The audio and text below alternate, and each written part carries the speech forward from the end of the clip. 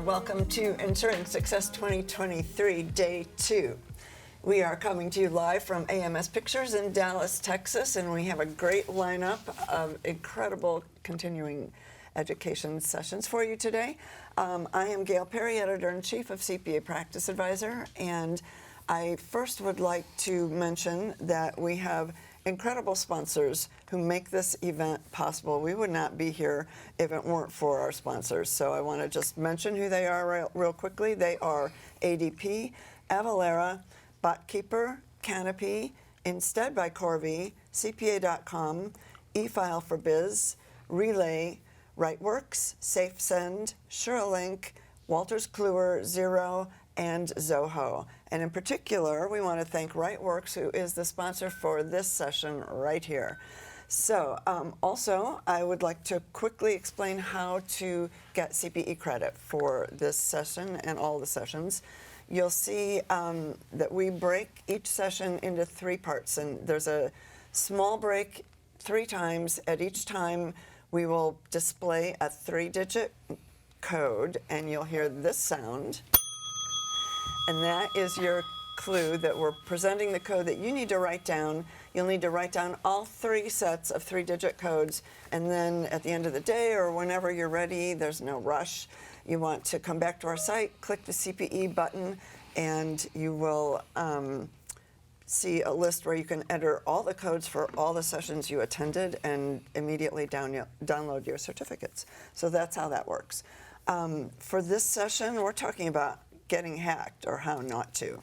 And I'd like to introduce our speakers real quickly. I'm joined by David Cieslak and Roman Kepczyk and Randy Johnston and my co-moderator, Alexander DeFelice. And I'll have each of them introduce themselves to you real quickly. All right, David Cieslak, RKLE Solutions. I'm the Chief Cloud Officer located in Los Angeles, California. And I'm Roman Kepczyk, Director of Firm Technology Strategy at WriteWorks, and I'm based out of Phoenix, Arizona. So good day, I'm Randy Johnston. I'm out of Hutchinson, Kansas. I co-founded Network Management Group, Inc. 40 years ago today, December 7th of 1983. And I'm also a partner in K2 Enterprises, so I know a lot of you from that. It's a pleasure to be with you today. And I'm Alexandra DeFelice, Director of Marketing and Business Development for Payne & Fears Law Firm in Southern California. I am Gail's co-moderator, and I am taking questions from the audience for this session and all sessions throughout the last 2 days. There's a question box under your streaming video, so please send questions. Our panelists love it, and I'm also, of course, the designated bell ringer for your CPE. Okay, and also don't forget to talk about us on social media. Our hashtag is DecemberCPE. So this is the session we always look forward to every year because it's where we do our best to scare you. And so we want to talk, first of all, about what the current threats are that are out there. What's new and scary? Well, what's new and scary is actually what's old is new again. And so I would say, ransomware is, really kind of top of list. And it's an evolving landscape, and so for every thing that we might do individually and organizationally to try to combat this, it feels like the threats just keep upping their game as well. So I would say some of the compromises we've seen in the last 6 to 12 months have just been devastating. So I would say that's probably top of mind, in terms of what we're seeing. And what we see is we see the hackers upping their game significantly. All of us have been introduced to ChatGPT and these tools, but most of us aren't aware that there's actually a dark web where there's Chaos GPT and Worm GPT. And according to a study that was released by IBM last month, they say that the ability for the artificial intelligence to write phishing emails is now equal parity with humans, where we can't differentiate at all. So we see a significant increase in not only the phishing emails, but also the voice phishing, as well as smishing, texting, and all that. So I see a higher level of... Is what? Phishing is email scams being sent to you, basically that are designed to social engineer you to respond either by clicking on a link or going to a website. And so, one of the tips we're all going to say is never click on a link inside of an email. Don't do a QR code that you're not familiar with. If someone ever asks you for any personal information, whether it's they call you up and say, hey, I'm here to help from IT support to help you, never ever give out that information. Always go directly to the website or go to the phone number that you know and you're aware of. So smishing, if you go ahead and define that too. Okay, and smishing is texting, and the reason why you get these text messages being sent to you with a link, in there, download this application, update this application, which you don't even know you have. And the reason that the hackers are using that because they can have automated tools to generate millions, if not billions, of different text messages being sent out. And so Just to random numbers. yeah, it just checks every single number and then delivers and said, when you get one that says hello. Or we had one last week with at our Inspire conference where the owner of the company received an email from his son saying, "Are you available?" But when you look down, it was a different phone number on the bottom, and it said, "This is not in your contacts," even though it's from Dad. Wow. Well, in terms of the new threats, I would suggest to you that the artificial intelligence game is much higher. First, those messages, Roman, as you just pointed out, they're so good now you can't tell they're not the real deal. They're not from the person that's involved. That's kind of number one. And number two, the bad actors are writing new malware attacks with the code. Now, the AI engines are supposed to cut that all off, but the hackers have already figured out they can use it in chunks, put it together, and create a brand new, unique attack vector, which is just stunning how good it is. Now, I actually pulled an old fact, which I shared with Dave this morning, and I'm actually going to pull it out here. When did ransomware start? The answer is 1989. And who did it? Well, it was a guy by the name of Dr. Joseph Popp, and he sent 20,000 floppy disks out to a WHO conference on AIDS.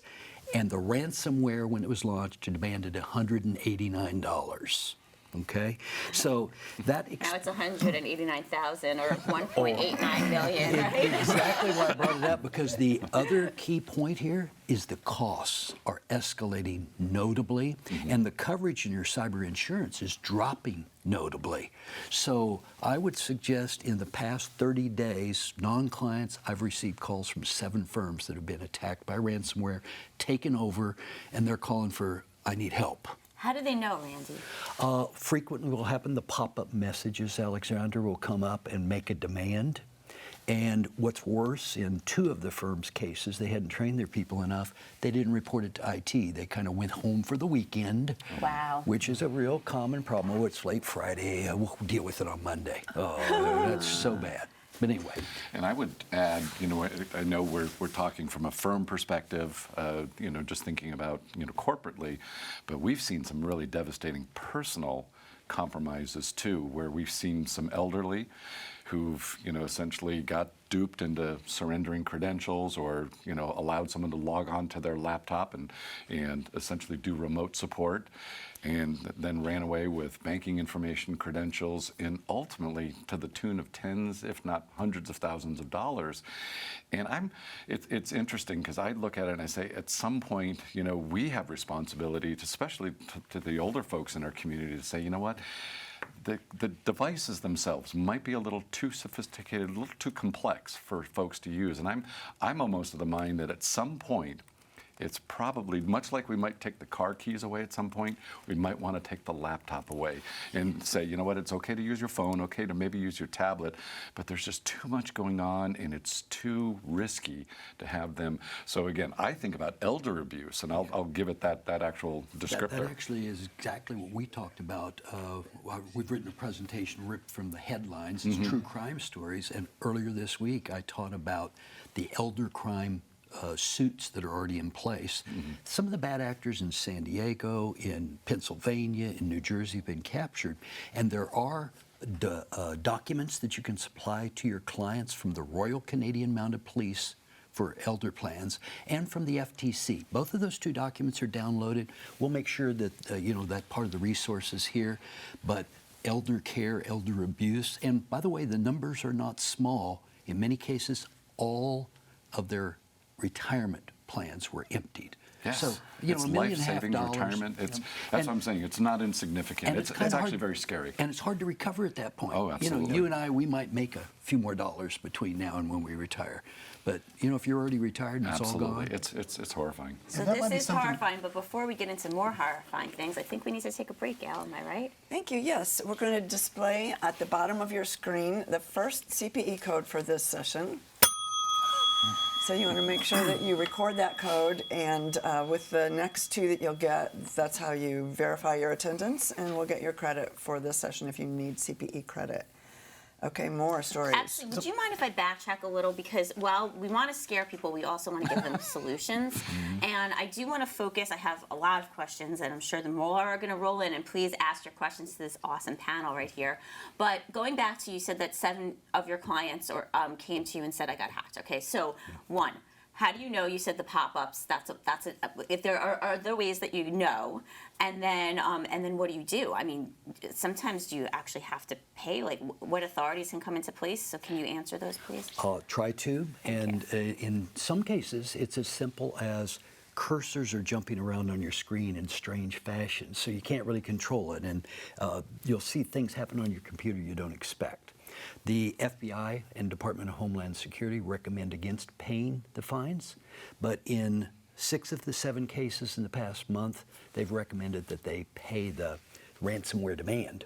Wow. Okay, and these have been relatively small. One was $10,000, another was about $160,000. Then aren't they like, well, you gave me a little bit of money now, I'll just keep doing it again? It is very common that they will attack again because they figure if they got in once, they'll get you again. Now, the key safety net, a good backup, and be able to restore from the backup. But there's still risk that you may not have everything wiped clean on the system.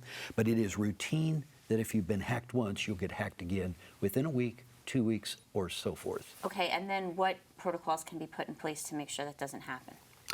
Now we'll get to some of the cures, but all of us are probably similar on our cures here. And we do have a resource list for the attendees for home protections because we believe that whether you're in the office or at home, you need to be behind firewalls. Especially with so much remote work going on now, I think people are a lot less, they're lazier with than they would be if they were physically in the office, right? That is absolutely right, Alexander. In fact, during the pandemic, homes were the primary attack vector because even when you use sophisticated tools like Citrix, like RightWorks uses, or that people often deploy in private networks, that's some level of security, but you still got to protect everything else. So we're very adamant about using business computers only for business purposes, and of course always having the right antivirus software installed, and that will evolve over the next year to more endpoint detection and response software, a little stronger software.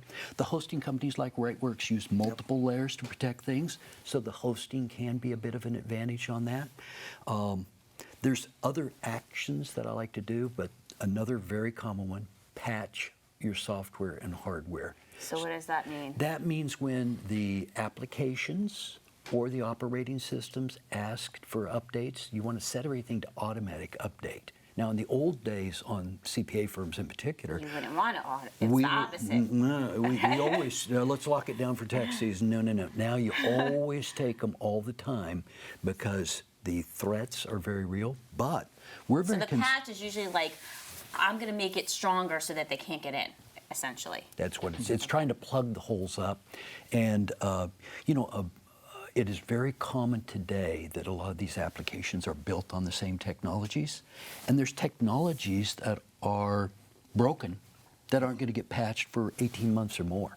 So notice, we do the best we can. We try to lock the door, but there's windows to get in. All right. So just to finish up on the home networking, Yeah. as Randy pointed out, like 80% of all the breaches that led to ransomware happened from remote workers busting the protocol somewhere. So the best practices, what we say is like Randy said, a lot of us have home Wi-Fi routers. They might be 2-3 years old.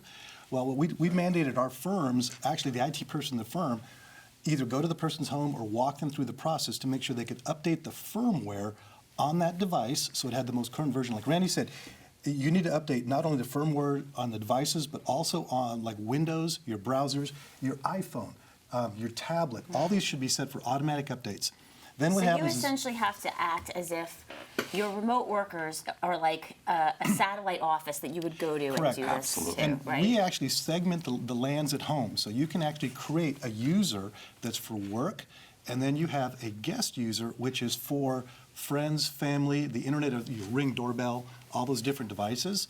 And you segment those too so that when you connect on the work VPN connection, it goes through securely. And if the other side gets hacked, you're not impacted at all. Because the goal of all the hackers, honestly, is they're trying to get some malware on so they can get access to your machine. Right. They want your login and your password. They're trying to get your credentials so they can use it in other places out there. And you mentioned just now, too, you said Ring, Yep. and I think about consumer devices, and a lot of those products come shipped with software that will never be updated or upgraded because it's basically baked into the consumer product. We recommend putting those on a guest network. Absolutely. And so they're outside kind of that more trusted Yes. home network. We put the kids on that too. Yeah, absolutely. The kids, they download these games with skins for cars and things Yep. like that. And when you get a free skin, that's an easy way for a hacker to introduce malware that basically invokes in So a day better or use two. of the guest Actually, network. David, would it be wise to have a guest or child network within your own office too? So if you have clients Absolutely. visiting, Absolutely. they're not Absolutely. going on your own? 100%. Yep. In fact, to use the segment word that Roman used, we always put 3 in homes and in the office. So all these devices, 3? because we put the devices, Okay. smart TVs and all that stuff on one, and then we put guests, the kids, clients come to the Who office don't know better. on the second. They let and their then we have friends in on business. everything, so Exactly. that's So- how it gets reduced. And also, Roman, you mentioned passwords, and we have a question, I think one of our We do. poll questions for the audience. We'd like to know what the password situation is out there in our landscape. We actually were specifically asking about password managers, and Okay. if we are asking the audience which password managers, if any, that you use, LastPass, Password, Dashlane, Other Wallet, or no. We didn't put.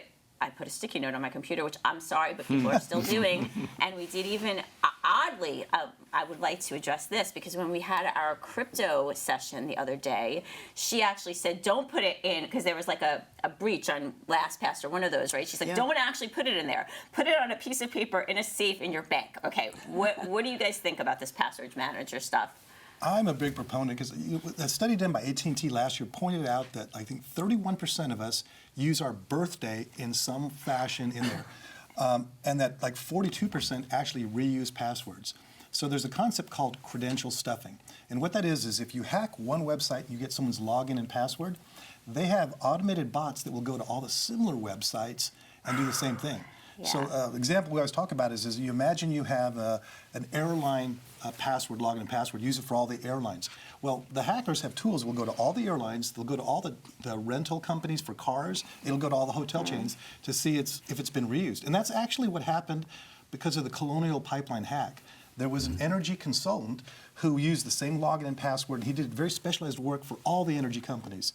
And one of the other energy companies got hacked, and basically they found the login and password, and they tried to basically sprayed it across the other energy companies, and were able to get in there. And that was initially a $10 million ransomware they got hit. They got some of that backed out, but it was still because of the credential stuffing. So the password wallet managers create these uber sophisticated, very long passwords. We recommend today 20 characters minimum, upper, that don't exist in any words. But you have to access that password wallet with what's called a passphrase. You need to have a long password, and we think, instead of trying to memorize ugly code, you need to have a sequence of 3 or 4 words that you will remember to put in there, and don't share that with anybody. Like, And I am don't a think you should write security it down. guru! But I would tell Exclamation point! I would tell you in asterisk. so many words, passwords in and of themselves are no longer sufficient from No. a security perspective. They're just inadequate.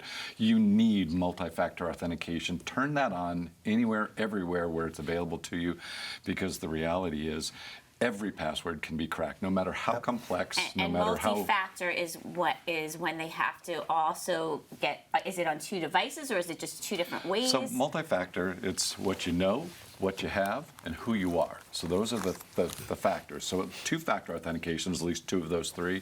Multi-factor could be 2 or 3, depending. But most oftentimes, it's just a text to your phone. And so we use this, or there could be an authenticator app Confirm it's really on you your trying phone. to log in here. Yeah, and Or so a flash drive. Yeah. That's the other Well, component. so it turns out Yubico makes these type of drives. This is Duo. And so Microsoft Authenticator I have on here as well.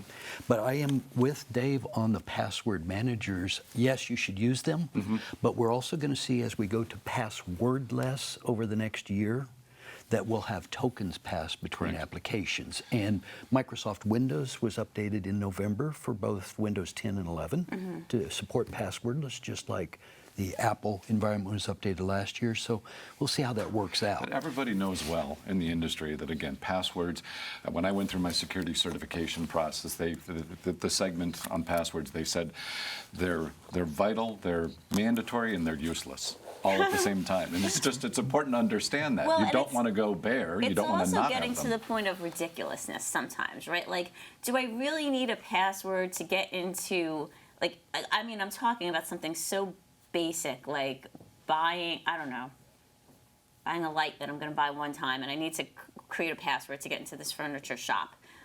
Unless they have access, unless I've stored my credit card information in there, it's like. I would say I actually don't love that approach, by the way, because it's just one more opportunity for it to have that information, login, name, password, in a repository somewhere that you have no sense at all that they're taking good care of protecting. I mean, Right. 23andMe was just hacked Absolutely. in the last, Credential stuff attack. and so you're just going, and you think about the information that's potentially now been exposed in connection with that. I keep coming back to, multi-factor anywhere, everywhere that you can. And Randy mentioned passwordless, and you're just going, wait, isn't that going the other direction? The answer is no. It's all about this multi-factor approach and tokens that really are going to help take security up to the next level. Because the other piece we're not throwing in the midst of all of this is once we now start bringing potentially quantum computing in behind all of this, and it's coming soon. What does that mean? So quantum think of that as quantum computing. It reminds me of a show I watched when I was a kid. Yeah, right. So it's a much more powerful computing capability, and it's going to be available to us. Maybe even quantum computing as a service. That kind of horsepower. It will be able to crack anything and everything. And I believe passwordless will have a place for like individuals out there, but because accounting firms have to do with the IRS and government entities, we're required by law to have multi-factor authentication when you connect. So we've put that as minimum table stakes on Baseline. there. So we think a combination of a complex, as long as it can be, password, which is 20 minimum going forward, having the MFA, either products like Okta or Duo, and Okta got hacked, last month also, but Duo that does that. And then something, either your facial recognition, which is in all the iPhone devices and now the Hello micros, or a chip like the YubiKey.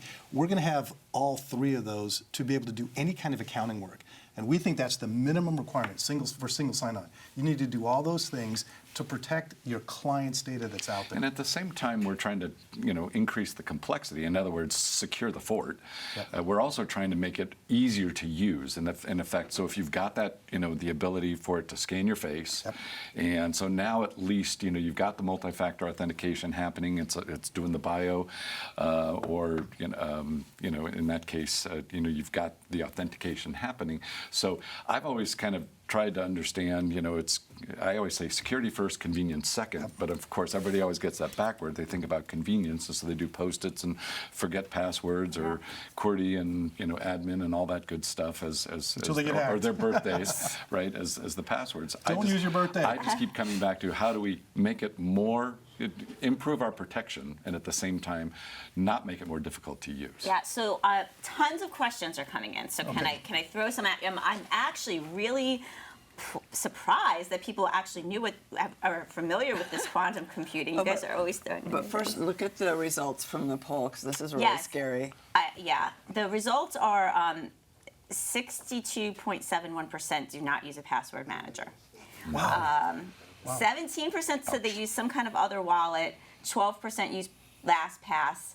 5.6 use password, and 1.84 Dashlane. I felt like Dashlane was really hot last year. Is it because it got hacked or? No. LastPass got hacked. Okay. LastPass And so got hacked. 1Password is the 1Password, Dashlane, and Keeper are the ones that are showing up in the surveys from medium and larger firms, that what the firms are actually adopting. Yep. Okay, so before we go into questions, we need to take another break, Gail? Yes, we do. So we're going to break briefly for a word from our sponsor, RightWorks, and then we'll be back with your second CPE code for this session. And now we look at highlights of winning moves from accounting firm owners and staff. Take it away, Jenny. It's Jackie. Right, Jackie. Let's start things off with a bold move by Bruce, going with RightWorks OneSpace. Oh, Bruce has simplified his tech stack with OneSpace, and as they say, he is cooking out loud. I don't know what you mean by that. Well, I don't either, but hey, it's in the script. In any case, check out Jasmine as she puts her RightWorks security training to work, blocking a malicious hunting scam. It's a phishing scam. Of course it's phishing. I know my sports. Kelly called in RightWorks top-ranked support, and now her team is walking the dog. That makes no sense. I'll tell you who does make sense. Malcolm, when he tapped the peer power of RightWorks Academy. Yeah, there it is. Well done. We've witnessed some big gains here today, and I think I've noticed a common thread. They have RightWorks in their corner. That's right! It's RightWorks for the win!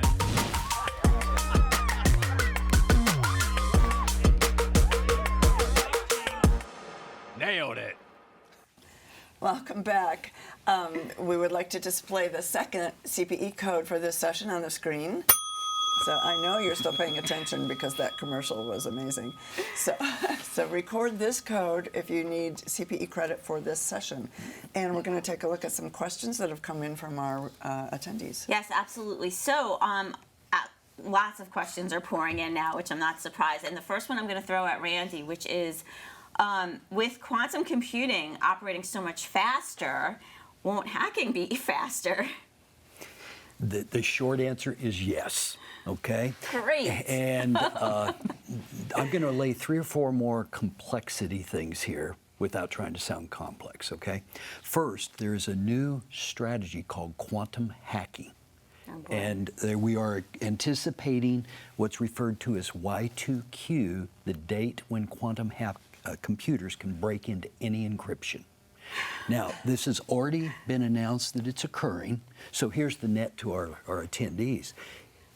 Bad guys are going out and gathering up databases, putting them all together for the day that they can break into them all. Mm-hmm. And that is happening at alarming rates. I can't even tell you how many files have been gathered this year, okay? But quantum computing basically will run all sorts of applications much quicker. Now, there is a book that I would strongly recommend that you read if you're in accounting, which I think most of our attendees today would be, from Michio Kaku, called Quantum Supremacy. Now, that book will explain how quantum computing can be used in accounting, healthcare, and a lot of other industries. And it's a brilliant read. It's not technical at all. And you'll appreciate, I usually show pictures of my grandchildren when I speak, but 13-year-old granddaughter Olivia grabbed the Quantum Supremacy book, and she said, I'd really like to read this one. And it's really? like, yeah, and it's like, wow. But just think of quantum computers as being super fast computers. And in fact, IBM made announcements this week on new generation quantum chips with 1,000 qubits. And I've said for quite a few years, we just need 500 qubits to be able to do fantastic things with quantum computers. So I'm watching this and anticipating the day when quantum is very practical, but we will see it used by the bad guys to break in and to create all sorts of new things. So like all technologies, it can be used for good and bad. We've said that for years. Yeah, I know, Randy, you and I were talking about this just earlier. In the same way that quantum is going to go ahead and potentially break, security, it's also potentially going to be the answer to security as well. Yeah. And so it's going to be able to bring about more secure computing environments by virtue of the horsepower. That's right. And there's 4 new algorithms that are going to be used to become quantum proof, if you will. They're being tested right now. They need to be implemented much sooner than their 2035 deadline is my idea. But one of the issues also is the cost of these quantum computing. So you'll see the nation states using it first, both for hacking other countries as well as for protecting the country, as David said. And so I think it's a little bit priced out of, or the availability of most, the financial hackers who are trying to get us through the ransomware and all that. But it is a reality that's going to happen initially. All right, I'm going to ask more questions because they're just like people are going crazy now. I'm going to give this one to David, which is it okay to use your email as your username? The answer is yes. I mean, there's no reason, I mean, honestly. Now they already got 1 out of 2 things, though. Well, yes, from bad a guys. login credential perspective, I mean, you got to use something as an identifier, and many of the services require you to use your email, Okay. and that's just the way the back-end systems are designed. You got to use something, and as I said earlier, everything can be cracked, everything can be hacked. So that's why we look at it and say, you know, it's the password with reasonable complexity. Roman says 20 plus characters, letters, numbers, uppercase, lowercase, you know, some kind of punctuation in there. But it's really kind of marrying in that second or third factor that really brings about security. The login credentials themselves, you got to use something as an identifier. Okay, Randy, if I see my mouse jumping around, what am I supposed to do? Leave for the weekend. Yeah, call for help. All right. Ooh, But what if I don't have an IT guy? well, unfortunately, at this point, you're probably going to have one. More money, more More money. money, yes, absolutely. But the probability is that that machine will have to be wiped clean and reinstalled. Most of the cleanup tools out there don't do a No, sufficient in job. fact, we say flatten them all. We flatten them too. Flatten them is the right rule, so it just means reinstallation. You know how painful that is when you have to Painful. wipe Even it out. shutting it down at the end of the night is painful, and I get yelled at by my IT guy all the time if I don't do it. And that's part of the reason a lot of the software as a service applications, the hosting applications make sense because you don't have as much locally. But Microsoft's trying to force a lot more things out to the edge, which I think is going to aggravate the problem even further. So unfortunately, it probably means wipe it clean and start over. Okay. And then actually addressing this thing to see if my IT guys are really telling me the truth. If you have all this stuff open and you're in one network at work and then you don't shut it down and you take it home to your home network, is there a risk involved with that? Why is he making me do this? We say shut it down every time. The reason is every time you shut it down and reopen it up, it actually creates opportunity for the updates for all those things, the antivirus, the malware, the Windows, the browser. The patches yeah. be applied. And so we think it's critical you always shut your computer down between any movements out there, and then re-log in so you verify your credentials again in there. That's just the safest way to do it. And I would say too, Alexander, one of the things we're touching on here, and maybe just to be really clear, and we've been saying this for a good long while, you want to try to move all of your products and services to cloud-based versions. Run them from a browser. Don't, you know, so the days of legacy in-house, on-prem, you know, I'm hosting my own servers, installing software, putting a lot on local machines. Those days really need to be behind us. You really want to be, when it's available, you want to use the cloud-based versions of products because you're going to get a lot more security just by virtue of operating inside that browser session. Those essentially those browser sessions aren't able to hack into each other, as it were. So and you've got, you know, basically wonderful security, hopefully, you know, military-grade security provided by each one of the vendors themselves, the cloud vendors. They're going to be able to give, present a more secure solution than we could ever do internally. So we've been saying it for years, cloud, cloud, cloud, not just because it's convenient, it's more secure, and absolutely the best approach. And it makes it easy to flatten it. Like if you have no data on There's here, nothing to basically, flatten. Right. yeah, you've got an operating system, that's it. You're logging in all the work and all the data is stored in the cloud. Securely. If this machine is hacked, what we do is, like you said, you just go to another machine, you log in, and you go back to work on You're on the other wagon. applications and stuff. Okay. And then this machine just gets reformatted and ready to go. But to answer your question directly, yes, the IT person is telling you right. When you just can't take it home like that, it does. All the browsers closed. But it does give an opportunity for a bad actor to insert themselves. And there are communications that happen. I'm not going to explain the low level, but I was actually mentally looking at how it would work. And Okay. just to add on, the last thing on Randy, he mentioned managed security providers. We believe that it's a full-time 724 enterprise responsibility. And so a lot of firms have their own local IT person doing the security, but how much time do they actually spend updating all the applications, the vulnerabilities? I think right now there's over almost 1,800 known vulnerabilities out there on different devices. Have they all been patched out there? And so we found, like, by going to the cloud, it's easy to patch all those on the servers there. Also have people monitoring 724 for intrusion, prevention, detection, like you said. But it's got to be at an enterprise level as opposed to a local level. So that's why we're seeing everyone go to outsourced managed security providers. Yeah. And when it comes to vulnerability scans, I have not found a CPA firm in the last 40 years that haven't had vulnerabilities. Something. So we have a lot of people who work outside of the office now. Can you talk to us about VPNs and what people should know about that? And should they be using it, or what are the challenges or the problems? I like how you guys look this way. We'll give you a first start, and then we'll let them tune me up. But basically, VPNs I've flip-flopped on, and I've gone back to saying I think it's safer. The risk is you enter at one point, you exit at one point, and the bad actors try to attach to those endpoints. The personal VPNs, which I adamantly and vehemently argue against, NordVPN, which has a Russian backdoor, PIA VPN, which has a Chinese backdoor. If you got a VPN from your firewall provider, Cisco, SonicWall, WatchGuard, use those.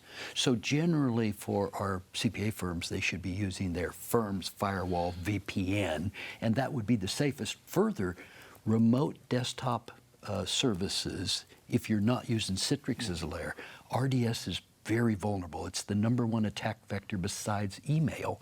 And if you don't have a VPN, it's like leaving your car and home unlocked. As long as you think leaving your home and car unlocked all the time is great, go for it. So VPN, virtual private network, encryption, endpoint to endpoint. Now that's basically what we're talking about. So then you want to think about what is it that I'm transacting potentially, what information am I passing back and forth between an end node and any server-side resources. Again, cloud's going to come into play here and potentially help us out. When we open up that browser, hopefully it's going to say HTTPS at the top, and that's going to be your indication that it's an encrypted session, making an encrypted connection to that cloud server. So is a VPN required in that kind of scenario? It's really kind of redundant. It's already an encrypted between. Almost think of cloud computing as dumb terminals. We've got a browser, that's my front end to my cloud server, and that's where all the horsepower, where all the lift happens. And so I look at it and say, VPNs, yes, for endpoints to maybe my resources at HQ, A-OK, we definitely want that. But I'm as concerned about making certain that I've got encryption between that endpoint and whatever I'm connecting to that's ultimately getting me to that cloud server. So I think about things like Starbucks. And and I'm a big proponent not just of VPNs, but making certain that you're on the latest version of Wi-Fi 6, 6E, or now 7 coming out, and because you're going to have the ability to do individually encrypted sessions now from that endpoint to that wireless access point. And so that's going to become as important as the VPN. Now the VPN does, in fact, that's if you don't have that, the VPN is absolutely something you're going to want to make sure that you're making your connection through. So it's really just kind of understanding, what are we passing back and forth in that pipe? You want to lock that down as quickly or as securely as you can, as readily as you can. So Gail, I guess to your point about VPN, yes or no, with Dave's explanation, if you have the browser connection, if you have a VPN on top of it, it'll slow it down a little bit, but it's like having an encryption of an encryption. And that's like a lot of the data centers, like I'm sure RightWorks does. They use MFAs inside MFAs. So they're using multiple layers of these protections. So does it hurt you anything other than slower? No. But does it help you? Maybe. But there is that risk of the bad actors grabbing make either sure you know end. where you got it. One of our recommendations also is don't connect to public Wi-Fi. And when we think of public Wi-Fi, But it's so convenient. Right? most of us think of like the Starbucks, the hotel, the conference center. But the reality is when you go to a client's office and you connect to their Wi-Fi, Probably definitely you don't want to do that. is it secured? No, you don't know what protocols they've had in place.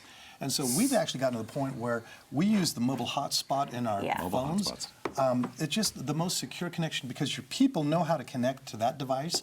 So it's even if you don't consistent in have the your same way. own, like, again, I'm going to start to give more props to my IT guy because he is pretty awesome. But he has a MiFi, which he makes me take wherever I go. But he also allows me to use my phone as a hotspot for situations like that. Correct. Because the company pays for it, but it costs quite a bit of money. Like if you use that, right? Doesn't it? Well, the plans today have gotten so cheap that they almost have all unlimited data out there. So Made it we seem like such a included. gift. Yes, but I'm going to go one little step further. I no longer allow MiFis either because most of the computers have 5G SIM cards, and you have a SIM right inside your computer, so there is no wireless risk. And that actually is an extra step up, and that's very easy to install. So today, 5G everywhere, including in your computer or your tablet or your phone. And I understand why transitionally we might be using the hotspots in the phones. I don't do that anymore. Okay, so I'd like to transition to education. So we're getting a lot of comments. Oh my God, this is so overwhelming. I can't do this. What am I supposed to do? Help me, help me, help me. Again, props to my IT guy. The last year we have this thing, it's called Know Before training, where everyone is forced to take this training. Then they do something where they send you stuff like they're a hacker, and they keep track of who clicks on this stuff, and if you click on it, you have to take the training again. Absolutely. So what can our audience do? Something, maybe it's that, maybe it's another tool, so that they can just educate their internal staff to not be doing things to let these bad guys in. Well, first of all, it's the law. They're required to, if you file a single tax return, you're required to have a WISP, and you're required to basically educate your people both of phishing and of security training as well. And so you mentioned Know Before, there's CoFence, there's also Proofpoint. Define WISP, by the way. Oh, a WISP is a written information security plan, and pretty much due to the Gramm-Leach-Bliley and the FTC safeguards rules, any accountant who has filed a tax return must have a written information security plan in place. And we actually provided one in the resources for this session.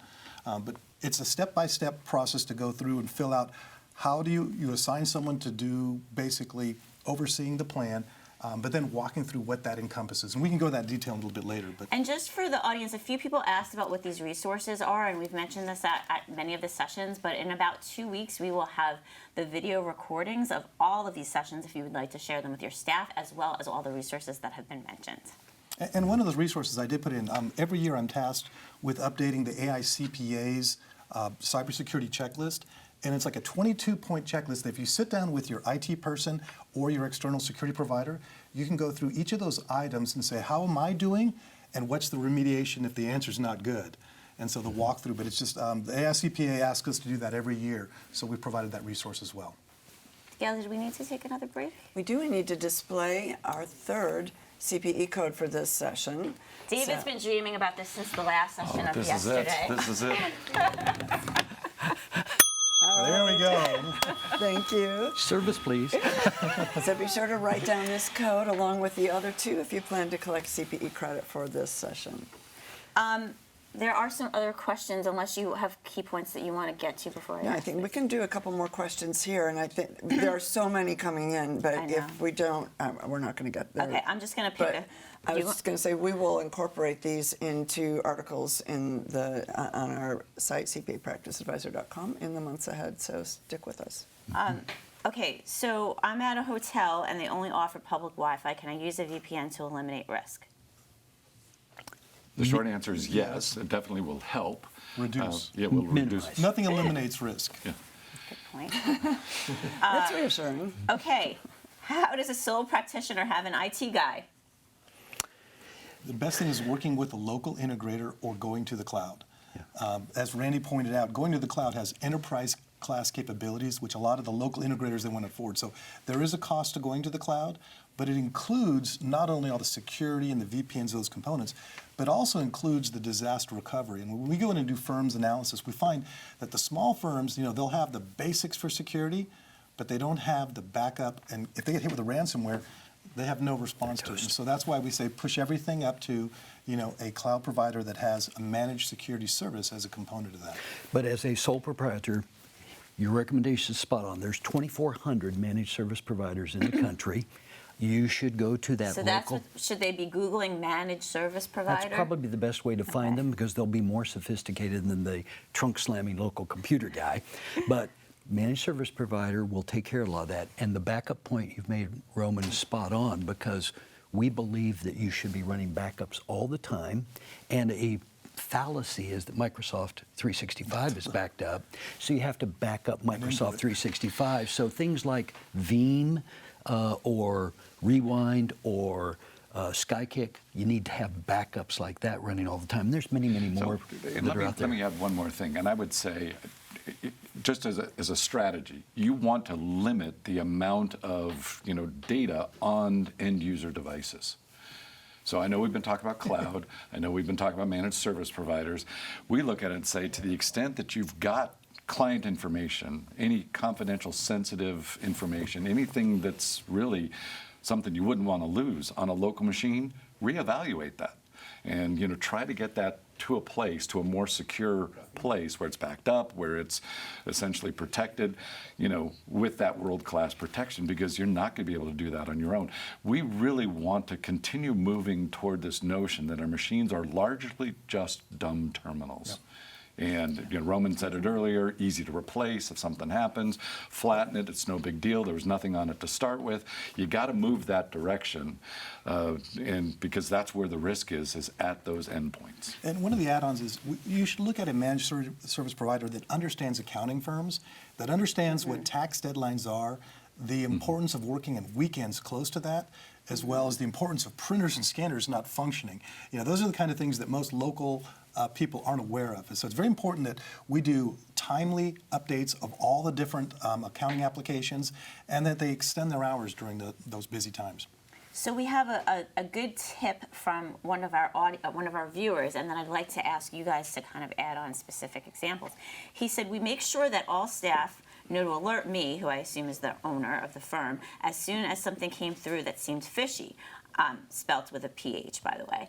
I shared examples that I had received over the years. These included masked emails from what looked like client emails, but the verbiage was slightly off and made alarms for spam go off. Some of the things that I was taught in this Know Before was like, again, bad grammar. What are some other things? Maybe each one of you can just give one thing to look out for. That would be like, this looks weird. And Randy, I think, opened with it. Generative AI is going to fix some of those grammar problems. So I'm not even sure no that's Nigerian princes yeah, or so bad sorry, need to kind of misspellings. toss that one as some kind of reasonable filter that you might want to pass things through. So.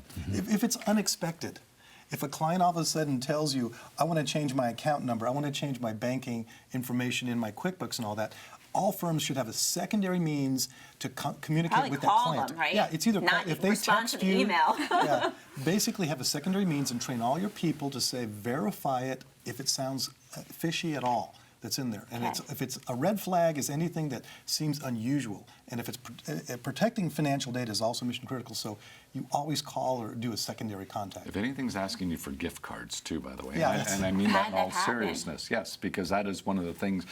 Often, we could say ransomware, but one of the ways, that a lot of these phishing attacks saying, I'm unable to kind of connect with you directly right now, but could you quickly, get Go X number and of buy gift a few cards, gift cards that happen and in give me about- that yeah. information.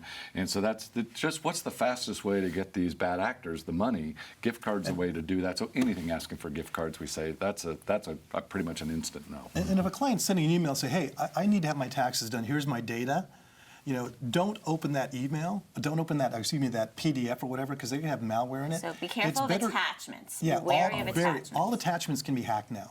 So it's better to email the person back and say, let's set up a call, and then you can do some background verification. But you need to be, you almost have to be hypersensitive to these kind of things, because people are creating fake LinkedIn profiles and all that you cannot differentiate from the real thing. Yeah, so this, don't click on a link, don't open any file. It's more true than any other time in the past. It gets even a little more scary because the generators can mime voices. So even In real time. in real time. Yep. So when you call somebody, it can sound like Gail, but it could be David talking on the other end, and it'll come out sounding All like they have Gail. to do is sample 30 words, and they can make you say anything. The other thing that I learned is if they makes it seem like you need it right away, like the gift card thing, Urgency. right? Urgency. So, and Good it often point. comes from, and this might be for a larger firm where it's like it would be your boss, so they could tell that they're the boss of you, and be like, I need you to send me this information right away. I'm not able to, I need it. I'm about to go to a client meeting, whatever it is, right? Sense of Urgent urgency. and unusual, Urgent. unexpected. Those are the keys There. Okay. to questioning it. Okay, so speaking of thinking in terms of individuals instead of businesses, in the past, David, you had mentioned there's a website out there where you want to pour yourself a stiff drink before you go there to check to see how badly you've been hacked. I've been pwned. Yeah. Yep. Is that it? I've been pwned? Yeah. I've been Have I been pwned? P-W-N-E-D. PW. P-O-N-E. Yep. And you put your phone number or email address. Yeah, and so it'll tell you if your credentials have been compromised. And so it's a good place. And in fact, now a lot of the browsers are even starting to connect to that service. And so just yesterday, I was looking, in Microsoft Edge, and it said two logins are vulnerable. I'm thinking, man, I don't even remember setting those up. So at least, and I did. I went right away to those sites and I rechanged my credentials. But it'll at least let you know if something's been compromised. Okay, and then Gail, I think we just have about a minute left. Should we do some key takeaways or? We just have a couple takeaways here, which are reminders that we're going to be sending you the solutions packet when we load the videos on our site, which will be within a couple weeks. One other thing I wanted to address real quickly is when we're thinking about the future, and Randy, you mentioned going passwordless and having tokens. Can you just expand on that a little bit? Like, is this going to be better or more difficult to deal with? It will be easier to deal with. Technically, it should be superior. We think there's going to be risk for a period of time because the technical vendors trying to make the connections. And let's pick big boy names. Wolters Kluwer, Thomson Reuters, they're all going to have to make their products work with that environment. But it's very, very promising in terms of its positioning. Susan Bradley, who I think you know, has written a very clear explanation of that in her newsletters. So we would recommend that strategy. But it shows the best promise I've seen in a long time. Mm-hmm. Excellent. Okay, we're just about to wrap this up. Any parting thoughts to kind of help us sleep at night after all of this? I think everyone needs to adopt enterprise class managed security. There's just no way an individual or a small team can do it if they're not doing 724, 365. I would say watch out for your whole family. This isn't just a corporate thing. I am as concerned about the personal side of this too, because I've just seen so much bad stuff happening this last year. Yeah, and I'm going to go two ways because just like your, have I been pwned? Mm-hmm. Another one that I'm recommending pretty carefully, am I unique? Because browser signatures are being compromised and spoofed exactly. And so you can wind up having your identity stolen that way and sold, and you can't take it apart. But fundamentally with our audience today, the mandatory written information security plan, mandated 5293, 5447, available is 5708, all right? It needs to be in place because you've already signed on your P10 renewal that you have one in place. Yep. And if you don't have a security plan, you bloody need to get one. And it specifies a lot of this stuff, passwords, antivirus, multi-factor, that's all in there. So if you do that plan, a lot of our guidance is pretty well and lined out. Follow the plan. I think Yeah, that's the key. And train people on the plan. There's that. There's that. That's like with the template we provided. We acquired a company called Tech for Accountants, and I think they've done like 50 or 60,000 WISP plans that are downloads in there. So we included that template. You just walk through, check off the boxes, fill the information. If you're an IT person, actually, you can go right to the IRS website, and there's a template right there. Theirs is huge. That's the problem. When I did the speech before meeting Andrew, I always did it on the IRS website, and their 5708 template. Andrew's, the Tech for Accountants, has reduced it down to a smaller footprint with check boxes that's a lot easier to fill out and complete. Okay, and we will be including that information in your resources. So that wraps it up for this session. First of the day, 8th of the two-day event. We hope you're sticking with us for the whole thing. Thank you all for a great session, excellent information. We will be back at the top of the hour. Thanks for having us.